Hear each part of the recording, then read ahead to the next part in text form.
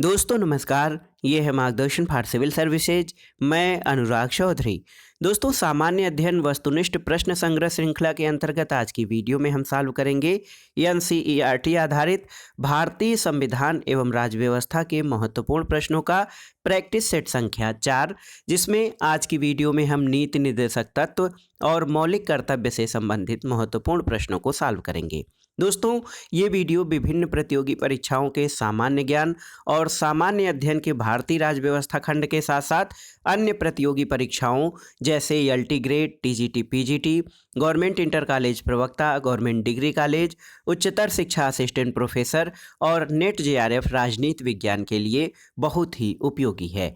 तो आप इन प्रश्नों को तैयार कर लीजिएगा। आइए शुरू करते हैं आज का प्रैक्टिस सेट भारतीय संविधान एवं राज्य व्यवस्था के अंतर्गत नीति निर्देशक तत्व और मौलिक कर्तव्यों से संबंधित महत्वपूर्ण प्रश्नों को। दोस्तों, आज की वीडियो का जो पहला प्रश्न है, देखिए, बहुत ही महत्वपूर्ण है। भारतीय संविधान में राज्य के नीति निर्देशक तत्व यानी डायरेक्टिव प्रिंसिपल ऑफ स्टेट। देखिए, भारतीय संविधान में राज्य के नीति निर्देशक तत्वों की संकल्पना किस देश के संविधान पर आधारित है? ऑप्शन है आपके ब्रिटेन, आयरलैंड, संयुक्त राज्य अमेरिका और कनाडा। तो सही उत्तर हो जाएगा दोस्तों, आप जानते भी हैं, ऑप्शन बी आयरलैंड।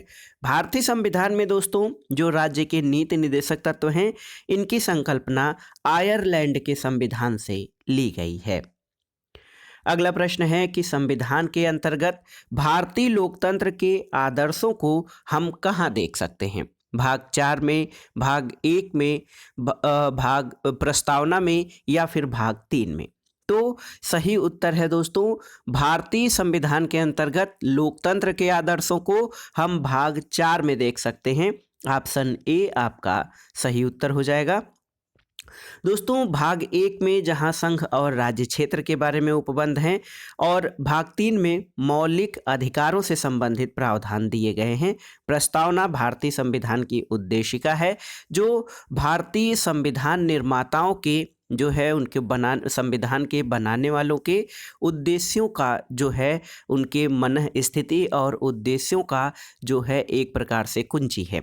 तो देखा जाए तो भारतीय संविधान में भारतीय लोकतंत्र के आदर्शों को हम राज्य के नीति निर्देशक तत्वों के अंतर्गत भाग 4 में देख सकते हैं। और इन नीति निर्देशक तत्वों को दोस्तों संविधान का आदर्श कहा जाता है।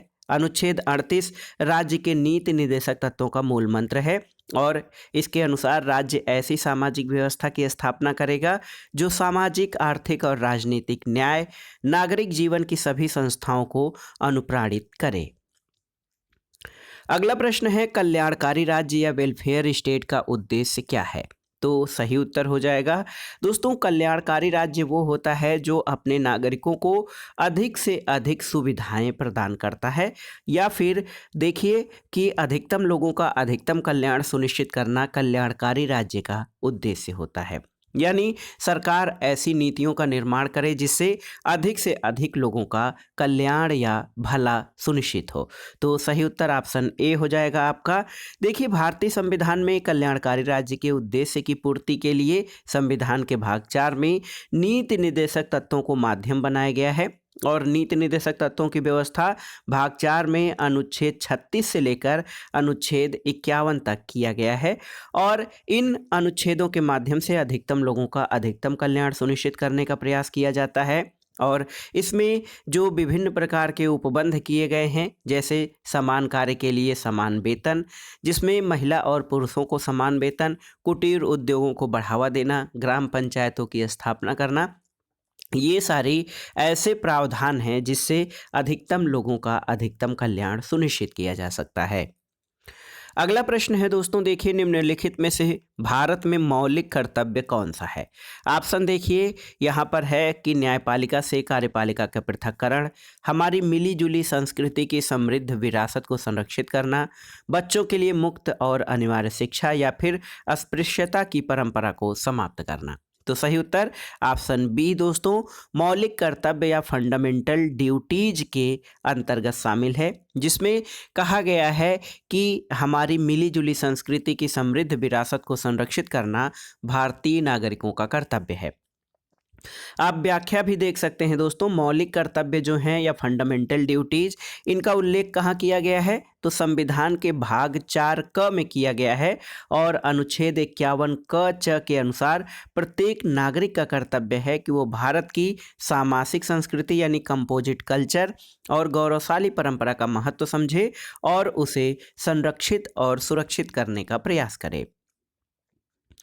अगला प्रश्न है दोस्तों, मूल कर्तव्यों का वर्णन संविधान के किस अनुच्छेद में किया गया है? ये बहुत ही महत्वपूर्ण प्रश्न है आपके कि मूल कर्तव्यों का वर्णन जो फंडामेंटल ड्यूटीज हैं ये संविधान के किस अनुच्छेद में वर्णित हैं? तो सही उत्तर आप जान भी गए होंगे, अनुच्छेद 51 क में दोस्तों मूल कर्तव्यों का उल्लेख किया गया है। लेकिन आपकी जानकारी के लिए बता दें कि मूल कर्तव्यों का समावेश मूल संविधान में नहीं था और सरदार स्वर्ण सिंह समिति की सिफारिशों के आधार पर 42वें संविधान संशोधन अधिनियम 1976 के द्वारा संविधान में एक नया भाग 4 क जोड़ा गया, जिसमें अनुच्छेद 51 क जोड़कर नागरिकों के लिए 10 मूल कर्तव्यों को शामिल किया गया है। लेकिन वर्तमान में भारतीय नागरिकों के 11 मूल कर्तव्य हो गए हैं। 11वां मूल कर्तव्य 86वें संविधान संशोधन अधिनियम 2002 के द्वारा जोड़ा गया और वर्तमान में कुल 11 मूल कर्तव्य हैं। और दोस्तों भारतीय संविधान में जो मौलिक कर्तव्य हैं इनको सोवियत संघ यानी रूस के संविधान से ग्रहण किया गया है।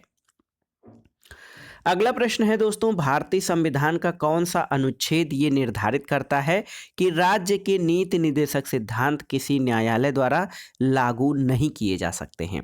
ऑप्शन है आपके अनुच्छेद 31, अनुच्छेद 38, अनुच्छेद 37 या फिर अनुच्छेद 39। तो सही उत्तर ऑप्शन सी हो जाएगा, अनुच्छेद 37। दोस्तों अनुच्छेद 37 के अनुसार राज्य के नीति निर्देशकता तो देश के शासन के मूल आधार हैं और विधि बनाने में इन सिद्धांतों का पालन करना राज्य का कर्तव्य होगा। ये प्रावधान न्यायालयों द्वारा अप्रवर्तनीय बनाए गए हैं। इसका मतलब ये है कि न्यायपालिका राज्य को निर्देशक तत्वों के तहत किसी कर्तव्य को निभाने के लिए विवश नहीं कर सकती है और ना ही दोस्तों जो है कि न्यायपालिका निदेशक तत्वों के संबंध में किसी भी व्यक्ति के या किसी निदेशक तत्व की कोई अवहेलना हो रही है राज्य द्वारा या उसको पूरा नहीं किया जा पा रहा है तो उसके विरुद्ध व्यक्ति न्यायालय की शरण नहीं ले सकता है। अगला प्रश्न है दोस्तों, बहुत ही महत्वपूर्ण प्रश्न है। किसने कहा था कि राज्य के नीति निर्देशक तत्व ऐसा चेक है जिसे सुविधानुसार अदा किया जा सकता है? ये बहुत ही महत्वपूर्ण प्रश्न है और बार बार परीक्षाओं में भी पूछा गया है। ऑप्शन है K M Munshi, B R Ambedkar, K T Shah या डॉक्टर राजेंद्र प्रसाद। तो सही उत्तर है के टी शाह। ऑप्शन सी आपका सही उत्तर है। दोस्तों प्रोफेसर के टी शाह बिहार प्रांत से संविधान सभा के सदस्य चुने गए, जो सलाहकार समिति और मौलिक अधिकार उप समिति के सदस्य भी थे। इन्होंने राज्य के नीति निर्देशक तत्वों की तुलना ऐसे चेक से की थी जो बैंक की सुविधानुसार अदा किया जा सकता है। यानी राज्य के नीति निर्देशक तत्वों में जो वर्णित प्रावधान है वो यदि राज्य के पास संसाधन रहे, कार्य करने की दशाएं रहें, परिस्थितियां अच्छी हों तो वो उनको लागू कर सकता है। इसीलिए प्रोफेसर के टी शाह का ये कहना कि राज्य के नीति निर्देशक तत्व एक ऐसा चेक है जिसे सुविधानुसार अदा किया जा सकता है। राज्य के पास संसाधन और परिस्थितियां होने पर उन जो प्रावधानों को जो है राज्य व्यक्तियों के लिए प्रभावी कर सकता है या उनको प्रदान कर सकता है, जिससे कि उनका सामाजिक आर्थिक कल्याण सुनिश्चित हो सके। अगला प्रश्न है दोस्तों, समान नागरिक संहिता किस राज्य में लागू होता है? ऑप्शन है जम्मू कश्मीर, नागालैंड, गोवा या मिजोरम। तो सही उत्तर है गोवा। ये प्रश्न भी महत्वपूर्ण है। यूनिफॉर्म सिविल कोड या यूसीसी, इसके अंतर्गत सिविल मामले जैसे विवाह, तलाक, उत्तराधिकार आदि के संबंध में सभी धर्मों के लिए समान कानून लागू होता है। भारत के गोवा राज्य में समान नागरिक संहिता लागू है। और दोस्तों भारतीय संविधान के अनुच्छेद 44 के अंतर्गत सभी नागरिकों के लिए समान सिविल संहिता का प्रावधान किया गया है। तो याद रखिएगा, कॉमन सिविल कोड या यूनिफॉर्म सिविल कोड ये गोवा राज्य में लागू है। अगला प्रश्न है दोस्तों, भारतीय संविधान के किस अनुच्छेद में समान न्याय और निःशुल्क विधिक सहायता का प्रावधान है? तो इसके लिए आपको अनुच्छेदों को तैयार करना होगा। दोस्तों अनुच्छेद 39 क जो है ये समान न्याय और निःशुल्क विधिक सहायता। देखिए दोस्तों, अनुच्छेद 39 क के अनुसार राज्य ये सुनिश्चित करेगा कि कानूनी व्यवस्था का संचालन इस प्रकार से हो कि सभी को समान रूप से न्याय उपलब्ध हो सके और आर्थिक रूप से कमजोर या अन्य प्रकार के जो डिसेबल्ड पर्सन हैं उनके लिए निःशुल्क विधिक सहायता फ्री लीगल एड की व्यवस्था हो। और इस प्रावधान को या समान न्याय और निःशुल्क विधिक सहायता को 42वें संविधान संशोधन अधिनियम 1976 के द्वारा भारतीय संविधान में जोड़ा गया है। अगला प्रश्न है दोस्तों, भारतीय संविधान के किस अनुच्छेद में राज्य को ग्राम पंचायतों का गठन करने का निर्देश दिया गया है? तो इसमें मैं ऑप्शन नहीं बताऊंगा क्योंकि आप जानते हैं अनुच्छेद 40 है सही उत्तर। दोस्तों अनुच्छेद 40 जो नीति निर्देशक तत्वों का अंग है, यहाँ पर ग्राम पंचायतों के गठन का प्रावधान है और इसमें कहा गया है कि राज्य ग्राम पंचायतों के गठन के लिए आवश्यक कदम उठाएगा और उन्हें ऐसी शक्तियां और प्राधिकार प्रदान करेगा जो स्वशासन या स्वायत्त शासन की इकाइयों के रूप में कार्य करने के लिए आवश्यक हों। तो ग्राम पंचायतों के गठन का प्रावधान अनुच्छेद 40 में है। अगला प्रश्न बहुत ही महत्वपूर्ण है क्योंकि ये परीक्षाओं में बार बार पूछा गया है। कार्यपालिका से न्यायपालिका के पृथक्करण का सिद्धांत संविधान के किस भाग में वर्णित है, आपको बताना है। ऑप्शन है आपके प्रस्तावना, मौलिक अधिकार, राज्य के नीति निर्देशक तत्व या 7वीं अनुसूची। तो सही उत्तर क्या हो जाएगा? ऑप्शन सी आपका सही उत्तर हो जाएगा। दोस्तों संविधान में राज्य के नीति निर्देशक तत्वों के अंतर्गत अनुच्छेद 50 में राज्य को लोक सेवाओं में न्यायपालिका को कार्यपालिका से पृथक करने के लिए कदम उठाने का निर्देश दिया गया है और इसका उद्देश्य है कि न्यायिक और कार्यकारी शक्तियां एक ही व्यक्ति में निहित न हो ताकि स्वतंत्र और निष्पक्ष न्यायपालिका की स्थापना की जा सके। तो देखिए, कार्यपालिका का न्यायपालिका से पृथक्करण राज्य के नीति निर्देशक तत्वों के अंतर्गत अनुच्छेद 50 में प्रावधानित है। तो सही उत्तर कार्यपालिका और न्यायपालिका से पृथक्करण राज्य के नीति निर्देशक तत्वों के अंतर्गत अनुच्छेद 50 में वर्णित है।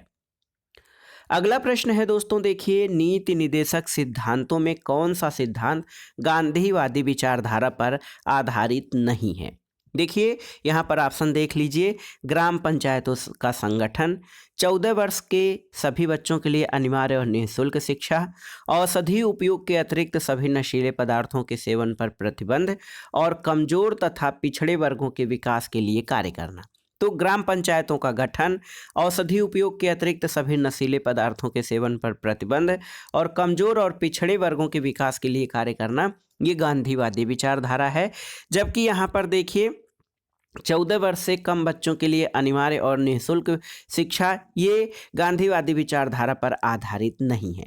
व्याख्या में आप समझ सकते हैं कि राज्य के नीति निर्देशक तत्वों में जो गांधीवादी विचार हैं उसमें एक तो है ग्राम पंचायतों का गठन अनुच्छेद 40 के अनुसार, दूसरा है ग्रामीण क्षेत्रों में कुटीर उद्योगों को प्रोत्साहन अनुच्छेद 43 में, इसके अलावा अनुसूचित जाति, अनुसूचित जनजाति और अन्य दुर्बल वर्गों के शैक्षिक और आर्थिक हितों की अभिवृद्धि, ये अनुच्छेद 46 है। और इसके अलावा स्वास्थ्य के लिए हानिकारक नशीली दवाओं, मदिरा आदि के औषधि प्रयोजन से भिन्न उपयोग पर प्रतिबंध अनुच्छेद 47, ये सभी जो हैं गांधीवादी विचारधारा पर आधारित सिद्धांत हैं। जबकि जो ऑप्शन बी है वो गांधीवादी विचारधारा पर आधारित नहीं है। अगला प्रश्न है दोस्तों, देखिए बहुत ही महत्वपूर्ण है। निम्नलिखित नीति निर्देशक सिद्धांतों में कौन सा सिद्धांत उदारवादी विचारधारा पर आधारित नहीं है? न्यायपालिका तथा कार्यपालिका का पृथक्करण, समस्त देश के लिए एक समान सिविल संहिता, कलात्मक और ऐतिहासिक महत्व के स्मारकों का संरक्षण, या उपरोक्त में से कोई गलत नहीं है? तो सही उत्तर है दोस्तों उपरोक्त में से कोई गलत नहीं है, क्योंकि राज्य के नीति निर्देशक तत्वों में उदारवादी सिद्धांतों के अंतर्गत जो है न्यायपालिका कार्यपालिका से पृथक होनी चाहिए, सभी नागरिकों के लिए एक समान सिविल संहिता लागू होनी चाहिए और कलात्मक और ऐतिहासिक महत्व के स्मारकों का संरक्षण, ये सभी उदारवादी विचारधारा पर आधारित हैं। अगला प्रश्न है दोस्तों, बहुत ही महत्वपूर्ण प्रश्न है। आप देख सकते हैं कि निम्नलिखित नीति निर्देशक सिद्धांतों में कौन सा सिद्धांत समाजवादी विचारधारा का प्रतीक है? ऑप्शन देखिए, सभी को जीवन निर्वाह के उपयुक्त साधन प्रदान करना, ये तो है ही है। संपत्ति और उत्पादन के साधनों का कुछ लोगों में संकेंद्रण को रोकना और उनका न्याय संगत वितरण सुनिश्चित करना, ये भी आपका सही है। इसके अलावा कार्य की न्याय संगत और मानवोचित दशाओं और प्रसूति का प्रावधान, ये भी सही है। उपरोक्त सभी तो सही उत्तर हो जाएगा दोस्तों। ये जितने भी यहाँ पर सिद्धांत दिए गए हैं ये सभी समाजवादी विचारधारा से प्रेरित हैं। समाजवाद का मूल सिद्धांत ये है कि उत्पादन के साधनों पर दोस्तों समाज का स्वामित्व होना चाहिए और इसका संकेंद्रण यानी उत्पादन के साधन, पूंजी इत्यादि का जो संकेंद्रण है कुछ व्यक्तियों में नहीं बल्कि समाज के संपूर्ण लोगों में होना चाहिए। देखिए, समाजवादी सिद्धांत का लक्ष्य क्या है? ये सामाजिक और आर्थिक कल्याण की स्थापना करना। ये लोक कल्याणकारी राज्य की स्थापना का मार्ग भी प्रशस्त करते हैं और राज्य के नीति निर्देशक तत्वों में इसका उल्लेख किया गया है। जैसे दोस्तों आप देख सकते हैं कि असमानताओं को कम करना, राज्य द्वारा समुदाय के भौतिक संसाधनों का अनुचित स्वामित्व पर नियंत्रण करना, पुरुष और स्त्रियों दोनों के लिए समान कार्य के लिए समान वेतन देना, निःशुल्क विधिक सहायता और कार्य की न्यायसंगत और मानवोचित दशाएं, प्रसूति सहायता, ये सारे समाजवादी विचारधारा को ही व्यक्त करते हैं। तो एक तरह से कहा भी जाता है कि जो हमारा नीति निर्देशक तत्वों का अध्याय है या जो भाग है वो सामाजिक और आर्थिक कल्याण को सुनिश्चित करने में महत्वपूर्ण है। अगला प्रश्न है दोस्तों, मौलिक कर्तव्यों का समुच्चय सदैव अंग होता है किसका? एकात्मक संविधान का, लोकतांत्रिक संविधान का, समाजवादी संविधान का या फिर संघीय संविधान का? तो सही उत्तर है मौलिक कर्तव्य दोस्तों ये समाजवादी संविधान का महत्वपूर्ण अंग होता है। समाजवादी देश या सोशलिज्म आधारित देश जो है अपने नागरिकों के मूल अधिकार और मौलिक कर्तव्यों के समान महत्व देते हैं, लेकिन इसके विपरीत मौलिक कर्तव्यों को प्रमुख लोकतांत्रिक देशों जैसे अमेरिका, कनाडा, जर्मनी, फ्रांस आदि के संविधान में परिभाषित नहीं किया गया है। लोकतांत्रिक देशों में केवल जापान के संविधान में नागरिकों के मौलिक कर्तव्यों का समावेश किया गया है। फिर भी समाजवादी संविधान जो होते हैं वो मौलिक कर्तव्यों को बहुत ही महत्वपूर्ण स्थान देते हैं अपने संविधान में। अगला प्रश्न है दोस्तों, देखिए बहुत ही महत्वपूर्ण प्रश्न है। आप देख सकते हैं कि ये प्रश्न इस तरह से हैं। देखिए दोस्तों, ये प्रश्न है कि भारत के प्रत्येक नागरिक का यह कर्तव्य होगा कि वह प्राकृतिक पर्यावरण का संरक्षण और सुधार करे। ये कथन भारतीय संविधान के किस अनुच्छेद में दिया गया है? ऑप्शन है अनुच्छेद 48 क, 51 क, 56 या 21। तो सही उत्तर अनुच्छेद 48 क। 48 का जो अनुच्छेद है वो एक तरह से देखा जाए तो पर्यावरण संरक्षण के लिए जो है कानूनी प्रावधान, संवैधानिक प्रावधान करता है। इसमें ये कहा गया है कि प्रत्येक नागरिक या राज्य पर्यावरण संरक्षण और संवर्धन तथा वन और वन्य जीवों की रक्षा करने का प्रयास करेगा और इसमें 42वें संविधान संशोधन द्वारा इसे जोड़ा गया है। तो एक प्रकार से पर्यावरण संरक्षण को राज्य का प्रमुख जो है दायित्व माना गया है कि पर्यावरण संरक्षण और प्राकृतिक पर्यावरण के संरक्षण और सुधार में राज्य को महत्वपूर्ण भूमिका निभानी चाहिए। अगला प्रश्न है दोस्तों, निम्नलिखित में से कौन सा एक विषय वह है जिसे संविधान में भारतीय नागरिकों के मूल कर्तव्यों की सूची में शामिल किया गया है? ऑप्शन है धर्मनिरपेक्षता का व्यवहार करना, वैज्ञानिक स्वभाव, मानववाद और ज्ञानार्जन तथा सुधार आदि की भावना विकसित करना, सरकार को सभी करों का नियमित और सही ढंग से भुगतान करना और अपने कर्तव्यों का निष्पादन कर रहे या करने के दौरान किसी लोक सेवक पर आक्रमण न करना। इसमें कौन सा संविधान में भारतीय नागरिकों के मूल कर्तव्यों की सूची में शामिल किया गया है? तो सही है ऑप्शन बी।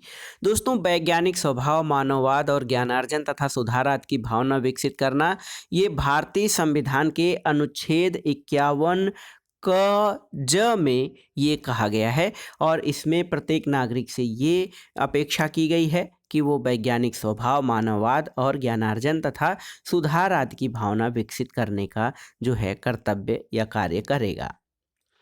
अगला प्रश्न बहुत ही महत्वपूर्ण है। आप देख सकते हैं कि भारतीय संविधान का अनुच्छेद 41 जो है 41 ये किससे संबंधित है आपको बताना है। केंद्र सरकार, राज्य के नीति निर्देशक सिद्धांत, राज्य सरकार या भारतीय नागरिकों के मौलिक अधिकार।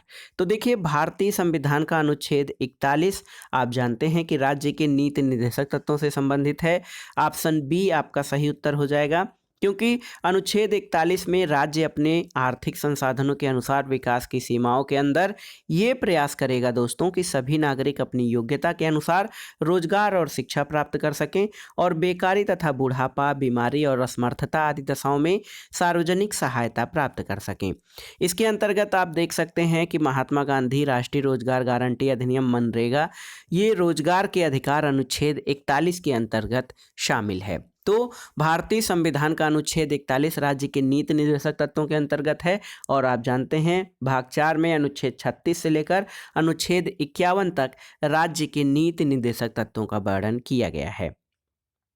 अगला प्रश्न है और इस प्रैक्टिस सेट का आखिरी प्रश्न है दोस्तों, भारतीय संविधान के अनुच्छेद 43 क में वर्णित उद्योगों के प्रबंधन में श्रमिकों की भागीदारी किससे संबंधित है? देखिए, राज्य सरकार, केंद्र सरकार, राज्य के नीति निर्देशक सिद्धांत या भारतीय नागरिकों के मौलिक अधिकार।